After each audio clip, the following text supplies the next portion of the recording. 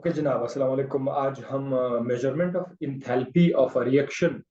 आपने पिछले लेक्चर्स में मुख्तलिफ किस्म के इंथैल्पीज आपने पढ़े थे।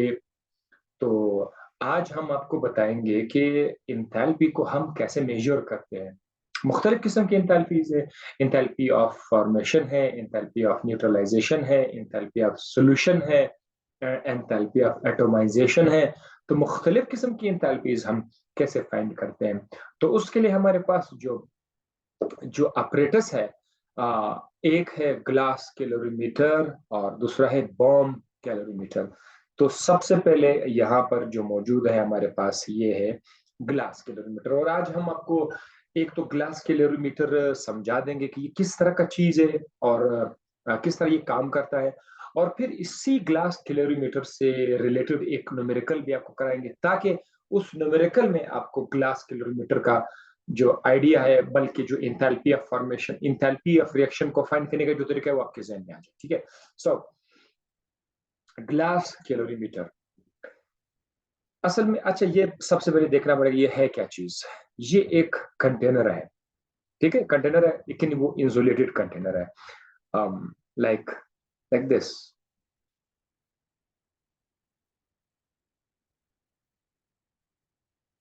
ठीक है। इस जाहिर है इसके आसपास जो है हम एक इंसुलेशन भी रख लेंगे। I mean like this. Insulation का मतलब ये है कि बाहर इसके अंदर जो हीट प्रोड्यूस हो रहा है वो बाहर ना जाए, या बाहर से कोई हीट अंदर ना आए। मतलब हम इसलिए ताकि टेम्परेचर हमारा डिस्टर्ब ना हो जाए, तो इंसुलेट करना लाजमी है। अदरवाइज आपकी रिएक्शन की जो इंथैल्पी आप कैलकुलेट करोगे वो गलत इंथैल्पी आप कैलकुलेट करोगे। सो इसीलिए इसका इंसुलेट करना लाजमी है। तो अक्सर यहाँ पर हम क्या रखते हैं, कॉटन वूल रखते हैं। ठीक है, कॉटन वूल हम यहाँ पे रख देते हैं। ये बड़ा जबरदस्त किस्म का इंसुलेशन प्रोवाइड करता है, कॉटन वूल। यहां से हम कॉटन वूल रख देते हैं। ठीक है,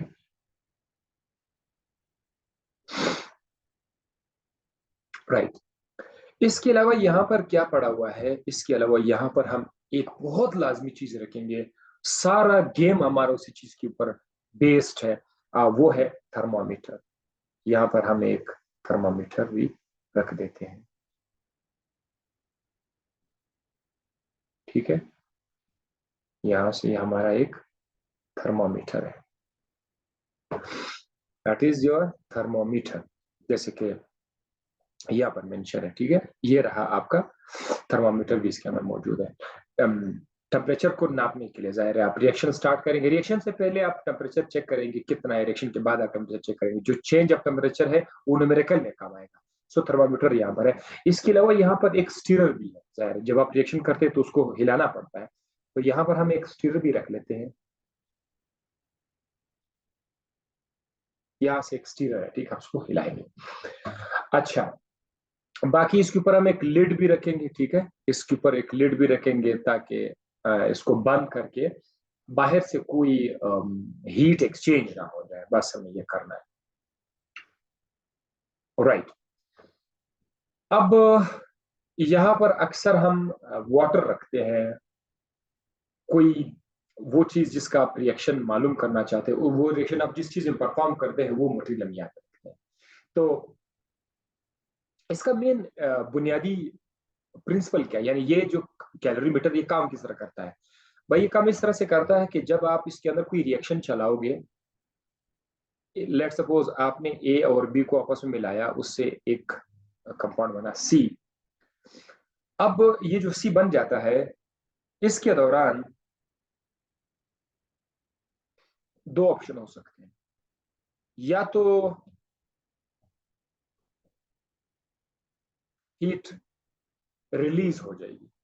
ये जो हीट रिलीज हो जाएगी, ये आपका जो थर्मामीटर के अंदर जो वाटर पड़ा हुआ है उसको क्या कर देगा, उसको गर्म कर देगा। और थर्मामीटर टेम्परेचर आपको इंक्रीज शो करके दिखाएगा। ऐसा ही है ना। तो ये इस रिएक्शन का जो है थर्मामीटर आपको टेम्परेचर बता देगा।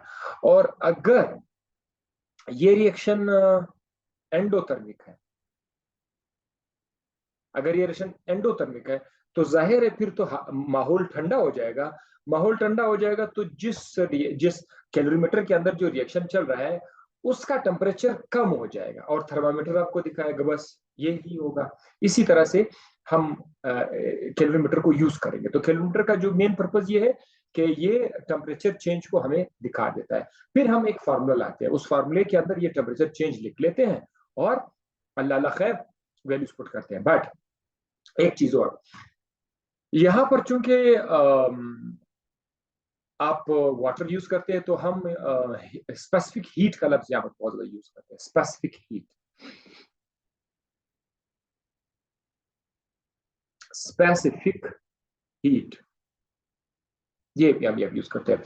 स्पेसिफिक हीट मैंने बायोलॉजी में भी आपको पढ़ाया था, लेकिन यहां पर थोड़ा सा फर्क है। इसमें क्या है, अगर आपके पास कोई चीज है 1 ग्राम, आप उसको इतना हीट दे देते हैं,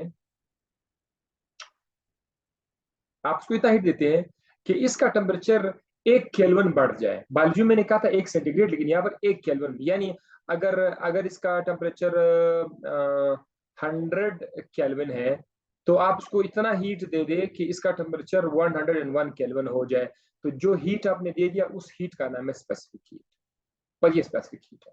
1 ग्राम चीज का टेम्परेचर 1 केल्विन बढ़ाने के लिए जो हीट आपको चाहिए वो है स्पेसिफिक हीट।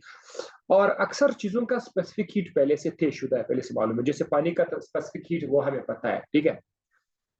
एक और बात याद रखें, अगर मैं स्पेसिफिक हीट को एस से शो करूं, सपोज ये एस है, एस का यूनिट क्या है, स्पेसिफिक हीट का यूनिट क्या है, दैट इज ग्राम जॉल पर केल्विन पर ग्राम, जॉल पर केल्विन पर ग्राम, ये इसका यूनिट है स्पेसिफिक हीट का। ठीक है, आपने डेफिनेशन तो पढ़ लिया, लेकिन आपको यूनिट भी आना चाहिए। जॉल पर केल्विन पर ग्राम, जॉल हीट आप दे रहे हैं, पर केल्विन 1 केल्विन से आप उसका टेम्परेचर चेंज कर रहे हैं, पर ग्राम चूंकि वो 1 ग्राम है तो ठीक है, जॉल पर केल्विन पर ग्राम। अब देखो मैं एक और चीज बताऊं, एक तो सुबह के वक्त मुझे बहुत ज्यादा एलर्जी रहती है, ठीक है, सो और गर्मी में बहुत ज्यादा। अगर मैं इस स्पेसिफिक हीट को मल्टीप्लाई कर दूं मास के साथ, वाटर का मास है, जो भी मास है वाटर का मास है, तो अगर मैं इसको मास के साथ मल्टीप्लाई करूंगा तो इनसे फिर एक और चीज बनेगा, specific heat multiply by mass, that is called heat capacity. Heat capacity. तो ग्लास कैलोरीमीटर के टॉपिक में आपको 2 और एक्स्ट्रा टॉपिक मिल गए हैं, वो है स्पेसिफिक हीट और हीट कैपेसिटी। स्पेसिफिक हीट आपको मैं बता चुका हूं कि किसी चीज का 1 ग्राम, किसी चीज के 1 ग्राम का टेम्परेचर 1 केल्विन से बढ़ाने के लिए जो हीट चाहिए वो हीट का नाम है स्पेसिफिक हीट। जबकि हीट कैपेसिटी क्या है, स्पेसिफिक हीट को अगर आप मल्टीप्लाई करेंगे मास के साथ तो इससे बनेगा हीट कैपेसिटी। अब जरा देखते हैं मास का यूनिट क्या है। मास का यूनिट है ग्राम। अगर ये जो मास है इसका यूनिट भी है ग्राम, लेकिन ग्राम के ऊपर तो -1 नहीं है, ग्राम तो +1 में है। अब अगर आप इन दोनों को कंबाइन करेंगे, जाहिर है आपने स्पेसिफिक हीट और मास को कंबाइन कर दिया तो इनका यूनिट भी कंबाइन हो जाएंगे। जब आप यूनिट कंबाइन करेंगे तो ये जो ग्राम है ना, ये वाला ग्राम इस ग्राम के साथ कैंसिल हो जाएगा। तो फिर हमारे पास हीट कैपेसिटी का यूनिट जो बचेगा वो है जॉल पर केल्विन। ये बहुत मजेदार चीज मैंने आपको बताना था कि जब आप बुक में देखते हैं तो हीट कैपेसिटी का यूनिट है जॉल पर केल्विन और स्पेसिफिक हीट का है जॉल पर केल्विन पर ग्राम। तो ये बाज न्यूमेरिकल में आपको जॉल पर केल्विन आ जाएगा, तो उसका मतलब ये हीट कैपेसिटी है। अच्छा, अब हीट कैपेसिटी को केमिस्ट्री में एक अलग डेफिनेशन भी दिया हुआ इसके अलावा जो मैंने आपको बता दिया, वो क्या है। अगर आप किसी चीज के मतलब जैसे समथिंग, अच्छा इसका अभी अभी इसका मास नहीं है, ठीक है, इसका वजन नहीं नहीं शो किया हुआ है। अगर आप किसी चीज को हीट देना चाहो, वो हीट इतना है कि इसका टेम्परेचर 1 केल्विन से बढ़ जाए, यानी अगर ये 100 केल्विन है तो ये 101 केल्विन हो जाए। तो 1 केल्विन से जितना आप उसका हीट दोगे, जितना टेम्परेचर हीट आप रिक्वायर हुआ, उस हीट का नाम है हीट कैपेसिटी। तो ये बिल्कुल स्पेसिफिक हीट की तरह हुआ। ये बिल्कुल स्पेसिफिक हीट की तरह हुआ। फर्क सिर्फ इतना हुआ कि यहाँ पर आपने मास को शो, ग्राम को आपने शो नहीं किया, बस इतना सा था। ठीक है। सो इन हाउ जब आप ग्लास कैलोरीमीटर के साथ डील कर रहे हो तो आप आपके सामने स्पेसिफिक हीट भी आएगा और आपके सामने मास भी आएगा। ठीक है। तो फार्मूला क्या, कौन सा फार्मूला हम लोग लगाते हैं इंथैल्पी को मालूम है, क्यू, ये वाला फार्मूला हम लोग लगा लेते हैं। ठीक है। जब आप लोग करते हैं क्यू, जाहिर है वो हीट है, वो इंथैल्पी है। Q multiply by mass of the substance, जाहिर है जो चीज आपने यूज किया हुआ है, जिसका रिएक्शन कर, उसका कुछ ना कुछ तो मास होगा। न्यूमेरिकल आएगा उसमें आपको समझ आएगा। स्पेसिफिक हीट आपको सवाल के अंदर दिया गया होगा। और डेल्टा टी क्या है, ये बड़ा जबरदस्त चीज है, चेंज इन टेम्परेचर। वो तो आपने थर्मामीटर रखा हुआ है तो थर्मामीटर से आपको मिल जाएगा। ये डेल्टा टी आपको थर्मामीटर से मिल जाएगा। एस आपको पहले से दिया गया हुआ होगा। मास भी आपको पता होगा कि आपने कितना मास यूज किया हुआ। ठीक है। राइट। अच्छा।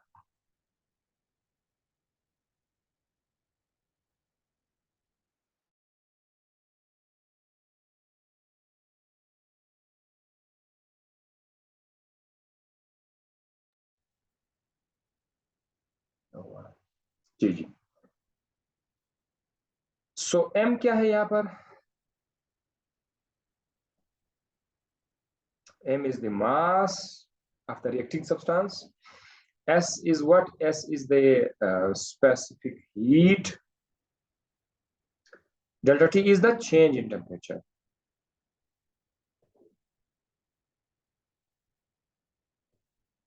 ओके। चलो ये सब कुछ हो गया कि ग्लास किलोमीटर का डायग्राम बहुत सिंपल था, ये आपके सामने आ गया। अब हम आ जाते हैं न्यूमेरिकल की तरफ। अब सब के सब आपके जेन में है। अब हम क्या कहते हैं, न्यूट्रलाइजेशन कर रहे हैं। जाहिर है एक एसिड को एक बेस के साथ मिला रहे हैं। जब यहाँ पर न्यूट्रलाइजेशन की बात आ जाती है तो आप एसिड को बेस के साथ मिला रहे हैं। कहता है कि हमारे पास 100 सेंटीमीटर क्यूब वॉल्यूम दिया गया है। जरा सोचो, मास नहीं दिया गया, वॉल्यूम दिया गया है। 100 सेंटीमीटर क्यूब ऑफ 0.5 मोलर। इधर जरा देखो, मैं न्यूमेरिकल पे ज्यादा टाइम फिर से लूंगा ताकि आपको चीजें समझ आए। नंबर ऑफ मोल्स नहीं दिए गए हैं, 0.5 मोलर। जो एक सॉल्यूशन की जो मोलैरिटी है वो दी गई 0.5 मोलर। सो डोंट वरी, मैं आपको बताऊंगा कि इसे मोल्स कैसे निकाल सकते हैं। 0.5 मोलर, 0.5 मोलर सोडियम हाइड्रोक्साइड, ये क्या चीज है? ये हमारे पास बेस है। टेम्परेचर कितना है? 25 डिग्री सेंटीग्रेड, बिल्कुल स्टैंडर्ड कंडीशन है। उसको रिएक्ट किया गया किसके साथ? फिर से 100 centimetre cube of 0.5 molar HCl। अब HCl क्या है? ये हमारे पास एसिड है। यानी ये लोग क्या करने जा रहे हैं, ये एसिड को बेस के साथ रिएक्ट करने जा रहे हैं। एसिड का मास नहीं दिया गया है, वॉल्यूम दिया गया 100 सेंटीमीटर क्यूब। और एसिड के नंबर ऑफ मोल्स नहीं दिए गए कि 2 मोल, 3 मोल, 4 मोल। हाँ, 0.5 मोलर दिया हुआ। सो डोंट वरी, हम यहां से मोल्स निकाल के देंगे। फिर क्या हुआ कि उसने रेस कर दिया टेम्परेचर को, जो सिस्टम का टेम्परेचर था उसको बढ़ा दिया। थर्मामीटर ने बता दिया reaction of the mixture to 28.5 degree centigrade. शुरू में टेम्परेचर कितना था? 25 डिग्री सेंटीग्रेड था। बाद में टेम्परेचर हुआ 28.5। तो टेम्परेचर तो चेंज हो गया। तो हम अब हमें सब कुछ डेटा हमारे पास आ गया। अब वो कहता है कि आप लोग क्या करो, डेल्टा एच एन मालूम करो। What is delta H N? Heat of neutralization आप लोग फाइंड कर लें। अच्छा, साथ साथ उन्होंने साइट पर दिया हुआ कि यार आप लोग परेशान मत हो जाओ, स्पेसिफिक हीट हम आपको देते हैं। एस स्पेसिफिक हीट, पानी का स्पेसिफिक हीट ये उन्होंने यहाँ से दिया हुआ है, 4.2 जॉल पर केल्विन पर ग्राम ये दिया हुआ है। सो अब हम फौरन जाकर एक चीजों की याद रखिएगा, हमारे सामने फार्मूला लगाना बड़ा आसान है। फार्मूला क्या है? Q is equal to M S delta T, वो तो ठीक है। लेकिन इधर सोचने की बात है, आपको मेहनत करनी पड़ेगी। एक तो इधर मास नहीं है हमारे पास, हम मास कैलकुलेट करेंगे। दूसरी बात यह है कि हमारे पास नंबर ऑफ मोल्स नहीं है, वो हम कैलकुलेट करें। तीसरी बात, जो हीट हमारे पास आएगा वो हीट 1 मोल के लिए नहीं होगा, इधर जो आएगा। लिहाजा हम लोग 1 मोल का हीट बाद में फाइंड करेंगे। तो ये 3 प्रॉब्लम्स हमारे सामने आ रहे हैं, हम उसको सॉल्व करेंगे। जब मैं आपके सामने 3 प्रॉब्लम सॉल्व करूंगा एग्जामिनेशन हॉल में, आप लोगों के सामने इस तरह के रिलेटेड कोई भी सवाल आ जाए तो आप पहले से तैयार होंगे, चौकस होना चाहिए ये हो सकता है। तो तीन प्रॉब्लम पहले हम मास, इसका मास हमें चाहिए, मास लाजमी है फार्मूले के लिए। नंबर ऑफ मोल्स हमें चाहिए, क्यों चाहिए? क्योंकि जब आप एक सिंगल मोल के लिए हीट को फाइंड करो, क्योंकि वैसे तो आपके पास जो हीट आ जाएगा वो एक मोल के लिए नहीं होगा, तो एक मोल के लिए लाने के लिए आपको ये काम करना पड़ेगा। जी चले। अच्छा, mass of the reaction mixture इन्होंने यहाँ पे लिखा हुआ है, तो सबसे पहले मास फाइंड करेंगे, एम हमने फाइंड करना है। सो बेस, पहले आप ये देखो रिएक्शन किस तरह चल रहा है। असल में ये लोग जो रिएक्शन कर रहे हैं वो ऐसा रिएक्शन है कि एसिड को बेस के साथ मिलाया गया है, और जाहिर है यहाँ पर साल्ट बनेगा और पानी बनेगा। ठीक है, जितना पानी बनेगा आ, उसी से ये अंदाजा किया जाएगा कि हीट कितना निकलेगा। वैसे आपको मैंने बताया था हीट न्यूट्रलाइजेशन जो है वो वाटर पर बेस्ड है। चले, इसका जो मोलर दिया है, इसका जो अमाउंट दिया है वो है 0.5 मोलर दिया हुआ है और ये भी 0.5 मोलर है। ये 100 सेंटीमीटर क्यूब है और ये भी 100 सेंटीमीटर क्यूब है। Centimetre cube. देखिए, बात हम करते हैं पानी की। ये जो आपका एसिड और बेस ये कहाँ पे पड़ा? वो ये पानी के अंदर पड़ा, तो उस पानी का सोल्यूशन ना, तो हम पानी का मास अगर हम फाइंड करेंगे तो वाटर का ही मास हमने फाइंड करना है। 100 सेंटीमीटर क्यूब तकरीबन तकरीबन 100 ग्राम के बराबर है। आप बोलोगे यार ये तो आपने अपने से लिखा, ये कैसे किया? बताता हूँ। ये 100 सेंटीमीटर क्यूब भी तकरीबन 100 ग्राम के बराबर है, तो 100 और 100 हो जाएंगे, कुल मिला के इससे बन जाएगा 200 ग्राम। भाई अगर आपके पास किसी लिक्विड का डेंसिटी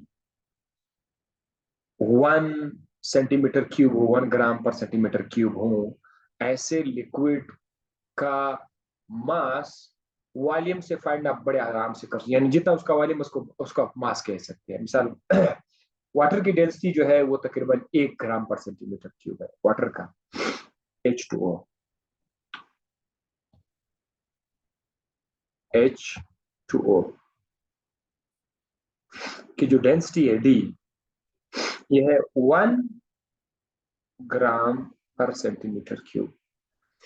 अगर ऐसा लिक्विड हो जिसकी डेंसिटी 1 ग्राम पर सेंटीमीटर क्यूब, तो आप बड़े आराम से जो इसका वॉल्यूम दिया गया है वो ही उसको ग्राम में बोला करें। अगर उन्होंने 300 सेंटीमीटर क्यूब दिया हुआ है, बोला गया इसका मास कितना है, तो आप बोलो इसका 300 ग्राम मास है, बात खत्म हो गया जी। अगर उन्होंने कहा कि 1000 सेंटीमीटर क्यूब वाटर, तो 1000 सेंटीमीटर क्यूब वाटर का मास 1000 ग्राम है। लेकिन अगर कोई दूसरा ऐसा लिक्विड हो जिसकी डेंसिटी 1 ग्राम पर सेंटीमीटर क्यूब नहीं हो, उसके लिए फिर प्रॉब्लम है। तो उसके लिए फिर क्या करना पड़ेगा? न्यूमेरिकल के अंदर कोई और टॉपिक मैं आपको बता रहा हूं, तो don't worry. Density is equal to mass per unit volume में पता है कि जब किसी चीज की डेंसिटी जो मास अपन वॉल्यूम से आता है। अगर आप वॉल्यूम से मास फाइंड करना चाहते हैं, आप परेशान है यार वॉल्यूम है तो मैं इसको मास में कैसे कन्वर्ट करूं, तो भाई ये फार्मूला है ना आपके पास, इस फार्मूले के हिसाब से आप वॉल्यूम को क्वेश्चन की उस तरफ ले आओ। ठीक है, मास के नीचे जो है डेंसिटी चला जाएगा, तो volume is equal to mass upon density. इससे आपको, अच्छा इससे तो आपको वॉल्यूम मिल जाएगा, इसी से आप लोग मास भी फाइंड कर सकते हैं। तो क्या तरीका है? मैंने तो इसका वॉल्यूम फाइंड किया था, अब मैं आपको मास का बताता हूँ। मास के लिए क्या करना, ये जो वॉल्यूम है ये इधर ले आएगा डी की तरफ, तो volume multiply by density is equal to mass. जितना वॉल्यूम है आप उसको डेंसिटी से फाइंड करें। तो सपोज हमारे पास पानी का वॉल्यूम कितना था, ये जो अभी था 100 सेंटीमीटर क्यूब था ना, एसिड का 100 था, एसिड क्योंकि पानी के अंदर, तो हम पानी के हिसाब से चलेंगे।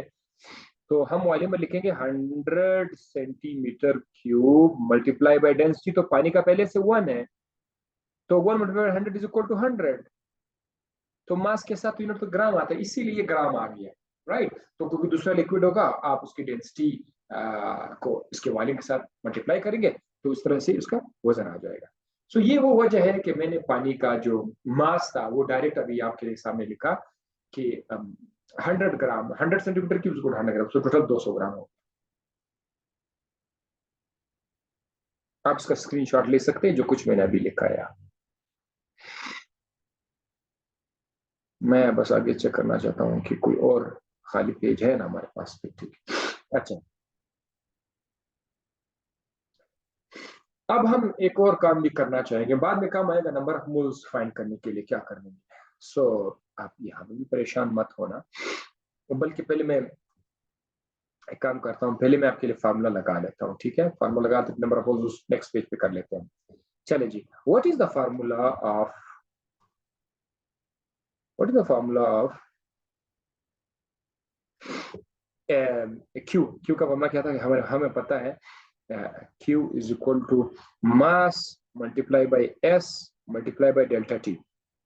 ओ, डेल्टा टी कैसे फाइंड करेंगे, ये तो अभी याद आया। आपको पता है कि डेल्टा टी हमेशा हम लोग लिखते हैं final temperature minus initial temperature. ये मैं आपको को 3-4 दिन पहले मैं बता चुका हूँ। फाइनल टेम्परेचर था 28.5, जबकि इनिशियल टेम्परेचर था 25। ठीक है, 25 डिग्री सेंटीग्रेड। तो जब आप इसको माइनस करोगे तो इसका डेल्टा टी कितना आएगा, 3.5 आएगा। 3.5 केल्विन दिया हुआ है। यस, 3.5 केल्विन दिया हुआ है। ओके, तो वो पहले से केल्विन में तो क्या 3.5 केल्विन है। अब Q is equal to mass कितना है, जरा मुझे बात 200 ग्राम। 200 ग्राम आप यहाँ पर ग्राम लिख भी सकते हो, ठीक है। इसके साथ स्पेसिफिक हीट कितना है, उसकी वैल्यू भी हमारे पास पहले से मौजूद है, 4.2। इसके साथ आप यूनिट लिख सकते हैं, जॉल पर केल्विन पर ग्राम। ठीक है, और चेंज इन टेम्परेचर कितना है, 3.5 केल्विन। हाँ जी, आप इसको जरा मल्टीप्लाई करके देखेंगे तो इसका आंसर आ जाएगा 2940 जॉल। इसका आंसर आ जाएगा 2940 जॉल। इसका आंसर आ जाएगा, इसका हीट करने। अब आप बोलेगे यार ये यूनिट्स किधर किधर चले गए, वो तो कैंसिल हो गए। ये वाला केल्विन, ये भी आप लोग इसमें मास्टर हो गए, आप पता चले ये वाला केल्विन इस केल्विन के साथ कट जाएगा, ये ग्राम इस ग्राम से कट जाएगा, तो बचेगा तो सिर्फ और सिर्फ जॉल बचेगा। तो इसीलिए 2940 जॉल की हीट आ गई। माशाल्लाह, मुबारक हो, आपने हीट अपने नोटेशन अपने फाइंड कर लिया। खुश हो गए कि भाई मैंने एक एसिड को एक बेस के साथ मिलाया और मुझे ये हीट मिला। तो ये हीट ऑफ न्यूट्रलाइजेशन है, बिल्कुल ये हीट ऑफ न्यूट्रलाइजेशन है, मैं मानता हूँ। गुड। बट एक मसला है, हम लोग जब भी कोई इंथैल्पी मालूम करते हैं ना, पर मोल के हिसाब से करते हैं, एक मोल के हिसाब से करते हैं। ये 2940 ये कितने मोल्स का है, हमने एक मोल की तरफ जाना होगा। सो आइए पहले हम लोग ये देखते हैं कि एसिड और बेस कितने आपस में मिल रहे हैं, वो जरा हम लोग फाइंड करते हैं। उसको नेक्स्ट पेज पे कर लेते हैं। एसिड हमारे पास है 0.5 मोलर सोल्यूशन है, बेस हमारे पास है 0.5 मोलर सोल्यूशन, और यहाँ पर जाहिर है पानी बनेगा ना। पानी का आपने फाइंड करना है कि पानी के मोल्स कितने होंगे। हमें इतना पता है कि एसिड से एक हाइड्रोजन आएगा तो बेस से एक OH आएगा, ये दोनों मिलके एक वाटर बनाएगा। ठीक है, ये हमें पहले से पता है। तो अगर मैं यहाँ कह दूं कि यार 0.5 मोल H आएंगे, 0.5 मोल OH आएगा, तो ये वाटर जो बनाएगा वो भी 0.5 मोल ही बनेगा। ठीक है ना, ये क्वेश्चन हमें भी पता है। लेकिन अच्छा, अब मैं आपको 0.5 मोलर से मोल्स बताता हूँ। क्या मतलब है 0.5 मोलर सोल्यूशन का मतलब क्या, what is mean by 0.5 molar solution, what is mean by 0.5 molar. Molar का मतलब क्या है, इसका मतलब यह है कि अगर if solution was 100 centimetre cube, 100 centimetre cube होता तो 0.5 molar means 0.5 molar would mean 0.5 moles, 0.5 moles. ये था बस, इसका मतलब ये 0.5 मोलर सोल्यूशन का मतलब ये है कि अगर तो सोल्यूशन 1000 का वॉल्यूम होता, 1000 वॉल्यूम वाला होता, तो उसमें 0.5 मोलर का मतलब है 0.5 मोल्स बस।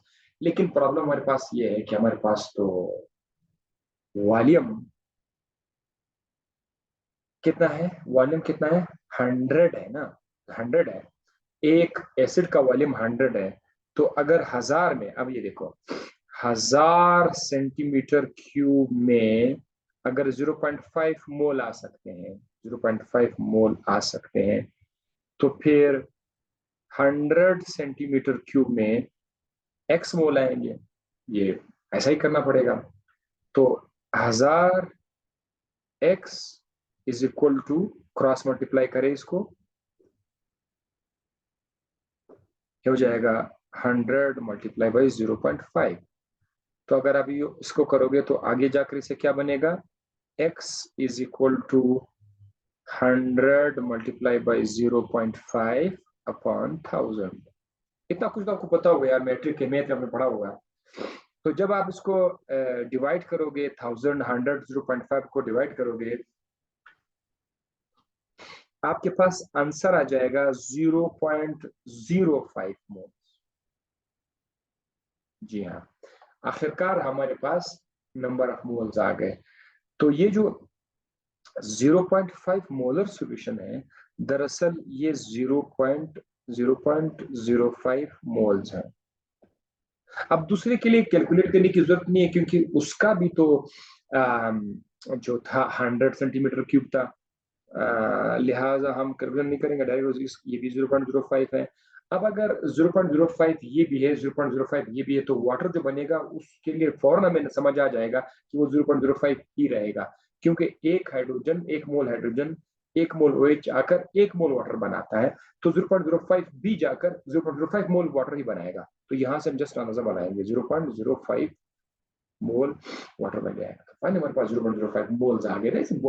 ये आखिरकार हमारे पास आ गया। अच्छा, पहले आ जाते हैं वापस एनर्जी की तरफ। एनर्जी हमारे पास कितना, 2940 जॉल हमारे पास एनर्जी आ गई है। अब हम इस एनर्जी के साथ क्या करने जा रहे हैं, इसको नंबर ऑफ मोल्स पे डिवाइड करें। इन ऑर्डर टू गेट, लिख देता हूं मैं आपको, in order to get energy for 1 mole, अगर 1 मोल के लिए आपको एनर्जी चाहिए, just divide this energy, divide this energy, जो आपके पास एनर्जी आ गई नहीं, divide this energy by the number of moles. Number of moles कौन सा भाई, प्रोडक्ट पानी के मोल्स जो है। अब आपके पास वो कितना था, 2940 जॉल। अच्छा, जॉल अच्छा नहीं लगता, किलो जॉल में करते हैं। 2940 को अगर आप किलो जॉल में कन्वर्ट करेंगे तो ये तकरीबन इस तरह हो जाएगा, 1000 से डिवाइड करो खाली, ये हो जाएगा 2.94 किलो जॉल। ये आंसर आ जाएगा, ठीक है। अब आपने करना क्या, 2.94 को आपने नंबर ऑफ मोल्स में डिवाइड करना है, 0.05 पे डिवाइड करना है। अब अब आपके पास जो आंसर आ जाएगा वो हो जाएगा 58.8 किलो जॉल पर मोल। अब आपके पास आखिरकार एनर्जी जो है पर मोल के हिसाब से आ गई। Finally this is done now. सो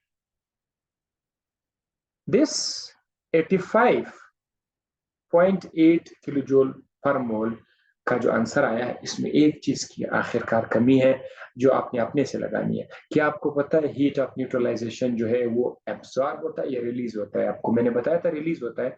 तो बस आप एक तकलीफ कर लेंगे, वो ये कि इसके सामने माइनस का निशान लिखेंगे, -58.8 किलो जॉल पर मोल।